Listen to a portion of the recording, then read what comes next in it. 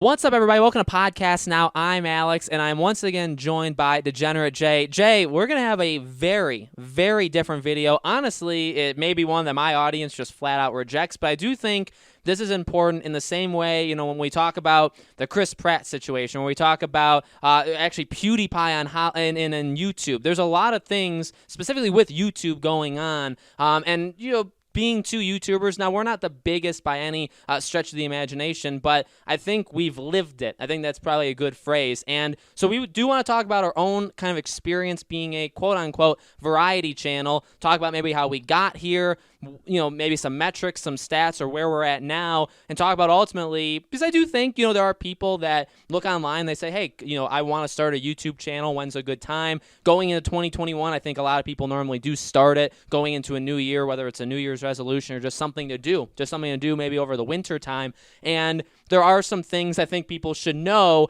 and honestly, you don't get, I would say, the truth of it by a lot of people. I think Jay and I will tell you straight up the truth, but also kind of back it up with what we've gone through. So again, Jay, sorry for the long opening, but welcome. Thank you for joining me, and hopefully we have a nice little whining session here. No, I appreciate being here. I came to complain. I actually have a list of things, and I want to put them out there on your channel so my channel doesn't get blacklisted by YouTube.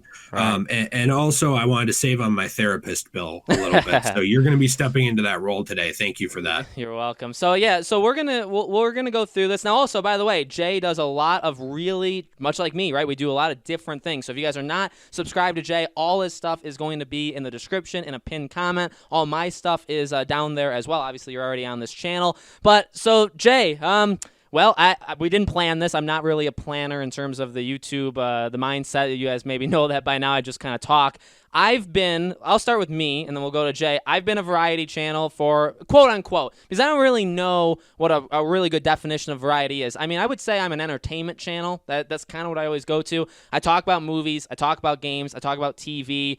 TV's a little bit more limited, but I talk about really whatever, impacts me. I do cover games like crazy. When movies are out, I cover movies like crazy. And I've done that for almost 6 years now. Almost 6 years. I've been on YouTube, I guess, doing it very consistently. Only actually been a few years. But realizing I'm a variety channel, I really want to do whatever I want. I learned, or I kind of came into my mind in several years ago, and it's not an easy path. I think you see a lot of people when we do stuff like this, a lot of people pass you. I see a lot of people, I mean, and even, and not in like an attacking way at all, even like Jay started much, much lower, and you rose massively to higher than me, right? And so you see those things, and not that the J thing annoys me, but other people, you see, well, maybe if they focus on one thing, they get pushed really hard, or you'll see oftentimes people say, if you want to be on YouTube, you need to do just one thing. You need to keep it very consistent. And there are a lot of rules, upload times, upload days, how you talk, the audio quality, stuff like that.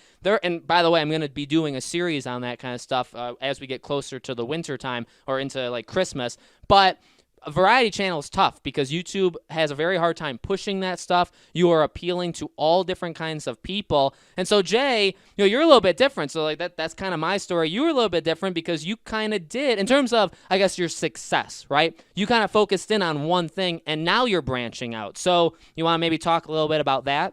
Yeah. So one annoyance that I've had, and it's funny because I'm glad you clarified. A lot of people have a weird misunderstanding of what my channel has been because of when they joined it. Right. There was about a solid month where mainly I covered Batman stuff, maybe a month and a half.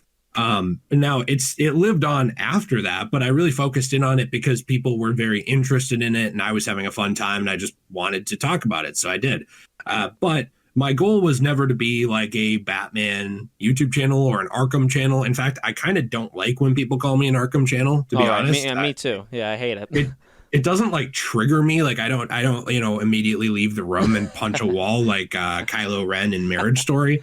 But it does bother me a little bit because it's like, well, look back at my channel. I've been doing different stuff for years. I think I started my channel in, I don't know when, 2013. I think I had a channel before that even that is dead. There's nothing there. I actually deleted it. Kind of wish I hadn't. But really, this was a channel I started to just do whatever I want. If you look back before Kappa, I was doing Funko Pop reviews because I love collecting those. Even it'd be like a Funko Pop review, a news update on a DC movie, a news update on a Marvel movie, talking about what's going on in Hollywood. Hey, here's a review of Assassin's Creed Revelations.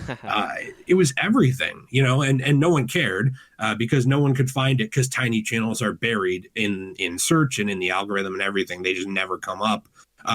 The sad thing is, at the end of the day, as hard as we work, and this is a real job that we work really hard on. And I know some people don't think it is, but it really is. As hard as we work, there's an element of luck there. Like my Flash video is a great example. That video has 1.1 million views. I have no reasoning behind why that happened. Yeah. It just got shoved by YouTube for a couple months. I don't know why. And that's the thing too, is so focusing on the stuff that works, it's really hard because I focused a lot on Arkham and Batman for that month and a half or whatever, and then kind of started moving out to other things, and the people who came in for that stuff didn't care. It's a very hard situation to be in, especially if you're not to throw a pity party here, but so don't take this that way at all. But if you're anyone who deals at all with like mental health stuff or whatever, I hate when people throw that up as a shield. But like for me, sometimes that does kind of affect that stuff as well, where I'm trying to measure my value up against how my videos are doing and stuff, which is one thing I would say do not do as a variety channel or as any channel. You really have to have a certain mindset going into this stuff to divorce your own self-worth and your happiness and importance from just, well, no one cared about this topic. Yeah, you got, and I tell you this all the time, and even something for people that are starting. I go into every day literally with a blank slate. That's what I've always, and I know maybe that could be a cliche, it could be something that maybe you hear as a lie, but no, I legitimately, I mean, yeah, I'll think about, like if a video bombs, I'll think about it, or if a video is like soaring through the skies and it's doing really well, I mean, yeah, I mean, it's going to be really awesome and I'll think about it, but I really do take each day. And I would even say each video, but more because I do so many videos every day. So every day I kind of look at as its own thing. And if the videos do good, fantastic. That's one day, and I have the next day to worry about. And I post videos every single day. I post 3 to 4 videos every single day. Will that not happen on like Christmas and stuff? Maybe not though, because maybe I get bored. But those are things that I think are important to think about when you're a variety channel. And variety channels, like we said, it's tough. So I guess moving on to the whole, could you be one? How do you even do that? I would say from like my perspective, I have a ton of fun doing it. I never want to be, and like Jay said, with the Batman stuff, and it does suck. It sucks when, and honestly, Jay, even for like someone with you, it's something where I don't blame them. You know what I mean? In a way where it's like, because you see, even I'll be honest with you, your stuff still pops up on my recommended sometimes. And you know what it always is though? It's always the Arkham stuff. It's things they did wrong or right and stuff like that. And they're always in like the hundreds of thousands of views. I mean, you got a lot of videos that got into that mark, and they are still popping up. And that's tough because, yeah, you get pigeonholed. I get people that, even with me, it's difficult, right? Because I talk about so much stuff, and I will focus on things very heavily. And I would say as a variety channel, you should, I would say, do something like that where you have a variety, but you do have to know when to kind of focus in. Now, because I do so many videos, I'm able to do that. When we get close to a game, I tend to focus a lot on that game, but I don't stop covering everything else. Some things do get left behind, okay? So say that there's a Pirates movie in a month. You can bet that month, if you go on my channel, it's very pirate themed, but there will be other stuff, but the focus is on pirates. Now, that's good because you're servicing that audience. It's good for me because there's probably the most to talk about in that time, or even right after a movie, a game comes out. For those like 2 weeks, you're probably, sailing high, or whatever. I don't actually know what the flying high is, that the quote, but you're doing good.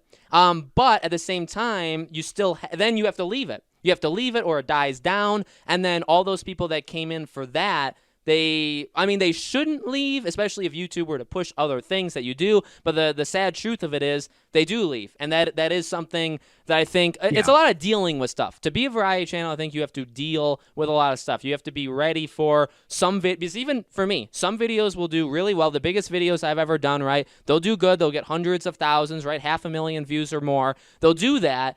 but then you'll do a video the next day, maybe on something else that you feel, like Jay said, it's luck, just as good about. I'll feel just as good on something that that does terrible that on something else that does good, and it'll suck. And you'll say, well, why? Why does that video? Why God? Why YouTube? Why the YouTube gods? Really, if you put those two together, why does that happen? And that's just really the struggle you have. I do think it gets better. I've said that to Jay 100 times. I keep saying I've said that to myself even longer. That eventually people get used to it and you become known. I think and that's what I really feel like the biggest challenge is early on. To stand out, you do actually kind of have to focus on one thing because you have to make a name for yourself. But when you're a variety channel, that's even harder, firstly. But then as you get bigger, I think you become known more as a variety channel, and that overall helps you out. So, Jay, whether you want to piggyback back on what I said or whatever you want, go ahead.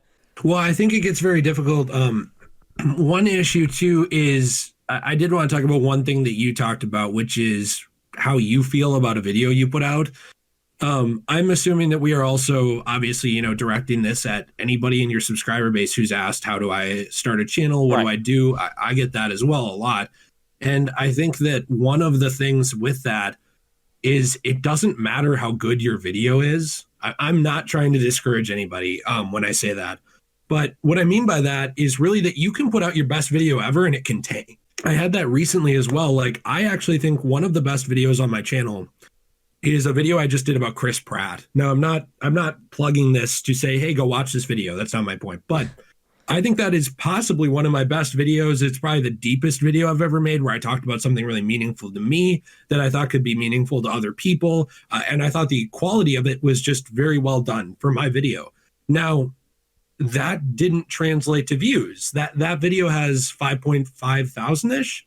The Flash video that has over 1 million, I think it's awful. I don't think it's a very good video. It's really just talking about something with injustice gameplay over it, and the gameplay isn't even good.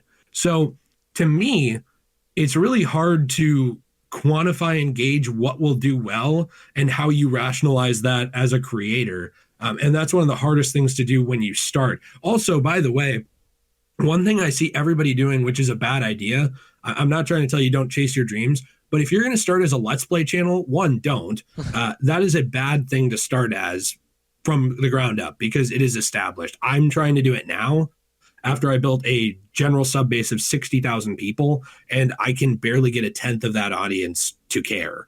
And I'm only saying that because that market is saturated. So you have to look at and maybe this is a do as I say, not as I do. I don't know. But you have to look at how saturated the market is of what you want to go into. Take advantage of features on YouTube and other things that will make you stand out. For example, if you're going to start a Let's Play channel, instead of playing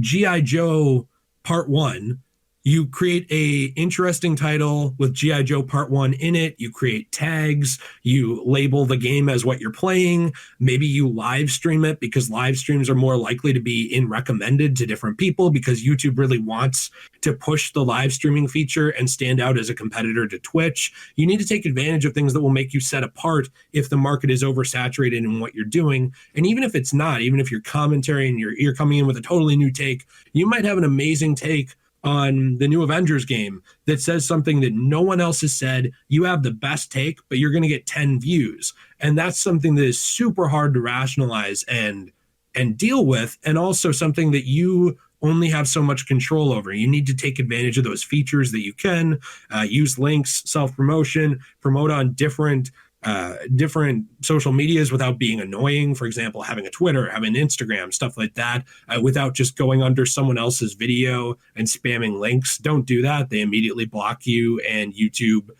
just sees you as a spam bot, and you're less likely actually to get recommended to people.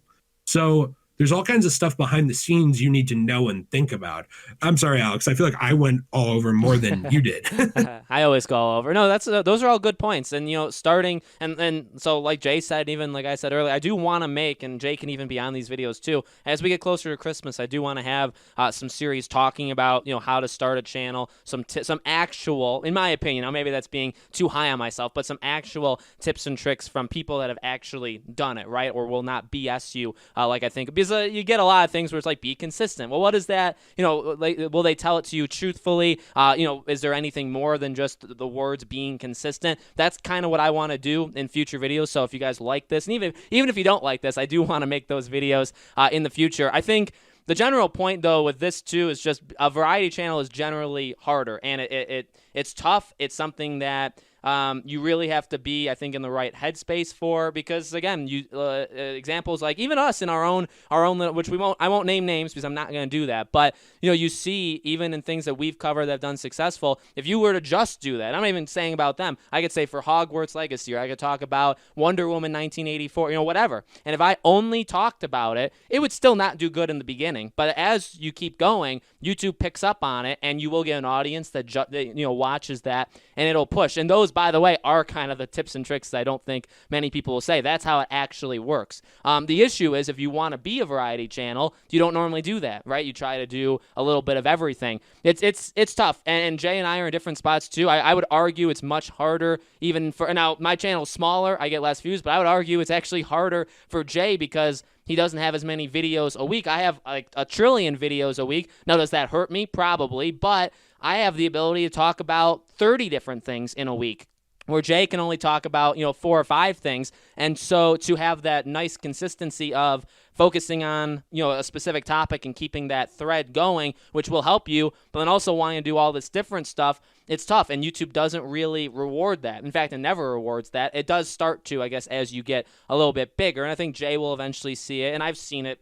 throughout my time on YouTube, and I'm sure we'll see it as we go higher. So yeah, I mean, I assume I wanted to make this video for those kind of people. I know that I'd like to believe that my channel is very diverse in terms of the viewers. It's something I've always tried to build, where I love it if you just love Pirates, or if you just love God of War, or you just love Uncharted. I mean, I do too. I love those things too. But I think I've built, and I'm continuing to build, an audience that likes a lot of things. That I think is pretty smart. That I think knows their way around the gaming and movie industry, and I like that. And that's what I want. I don't want a one-minded kind of, because if you have a one-minded audience, you run out. And that's the thing I've told Jay before. You eventually run out of them. So Jay, any final thoughts? I do think too, this is not a call to, I have to word this carefully. I don't mean this in a call to action for any of your viewers or any of my viewers, like, hey, you have to do this or you don't care. Not saying that. I will say that back in the day, when YouTube was really kind of starting out, and yes, times change, people really watched, and I still think this happens, but people really watched a creator because they love the creator. I think over time, what has happened is YouTube itself pushes those segments of your subscriber base to certain things, to the point where they care more about the certain things sometimes, depending on who the viewer is, than keeping up with the creator. So for example, maybe YouTube will push your Pirates videos to a subset of 5,000 people. And maybe they won't push anything else to those 5,000 people from you. So now those people associate you with Pirates, and they care about Pirates, and they care about you as far as you care about and cover Pirates. Right. And it's partially because of how the algorithm and recommended and all this stuff works. I think that one thing that needs to happen a little bit, and I think it is happening a little bit more, I've seen it in my community, I've seen it in yours in the comments, and just in general, is I think that YouTube as a platform, and also us as both video watchers and creators, need to get a little bit back more to the community side of things, of I watch Alex because I like Alex. Right.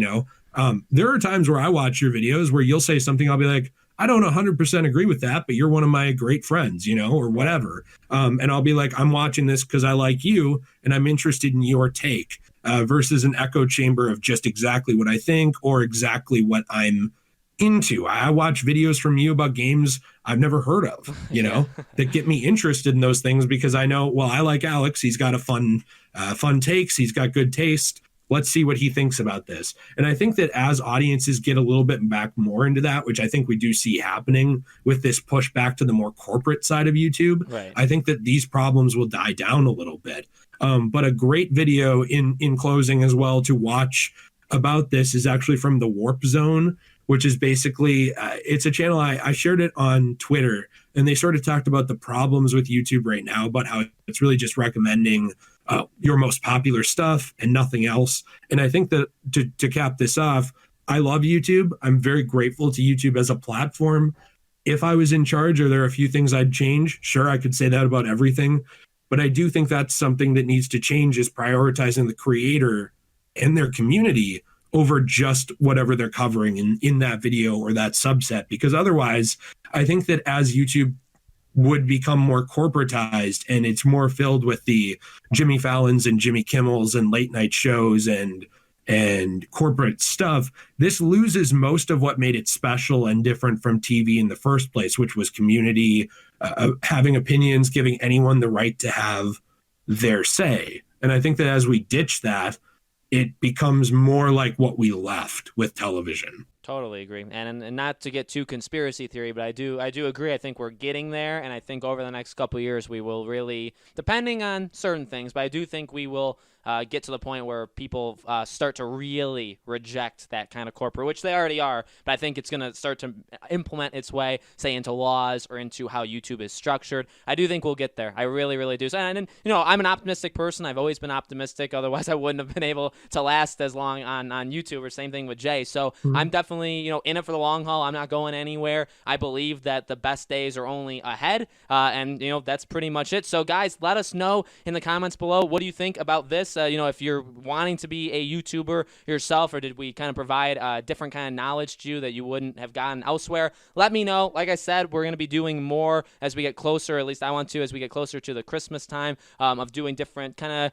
not necessarily tips and tricks, but different engaging kind of statistical deep dives into YouTube. I really want to jump in there. Jay, thank you so much. This is a video I don't think either of us have ever gotten close to doing on our own channel, so I really do appreciate you joining. And obviously, make sure you guys are subscribed to Jay. All that stuff will be in the description. But Jay, thanks for hopping along with this one. Hey, thanks for having me. I always love recording with you, and I look forward to doing more. Awesome. So thank you guys so much for watching, and we'll see you all on the next video.